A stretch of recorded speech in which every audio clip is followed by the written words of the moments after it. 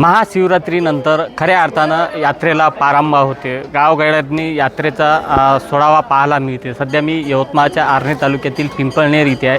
इथे आप्पास्वामी महाराजांचं मंदिर आहे। गेल्या 3-4 दिवसापासून या ठिकाणी यात्रा भरते। माझ्यासोबत या विषयावर बोलण्यासाठी मुख्य पुजारी महादेवराव इंगळे आहेत। आपण त्यांच्याकडून जाणून घेणार आहोत। महाराज, या ठिकाणी यात्रा भरण्यामागची परंपरा कशी सुरू झाली आणि नेमकं काय माहिती आहे तुमच्याकडे? यात्रा भरण्याच्या काळात 200 वर्षापूर्वीपासून यात्रा भरत चालू आहे।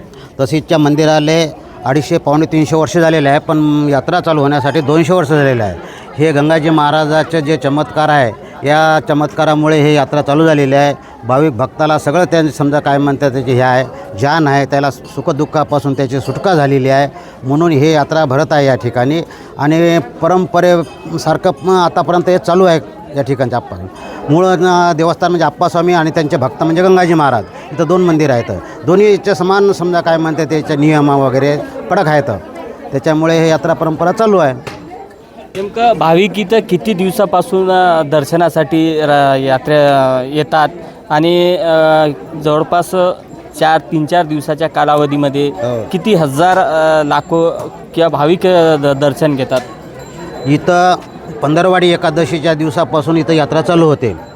ते 5 दिवस यात्रा राहते आणि 5 दिवसाच्यामध्ये दहीहंडीचा कार्यक्रम राहते, महाप्रसादाचा कार्यक्रम राहते। या ठिकाणी कमीत कमी 1,00,000-1.5 लाख 4-5 दिवसात 1,00,000-1.5 लाख लोक दर्शनाला येतातच दरवर्षीच।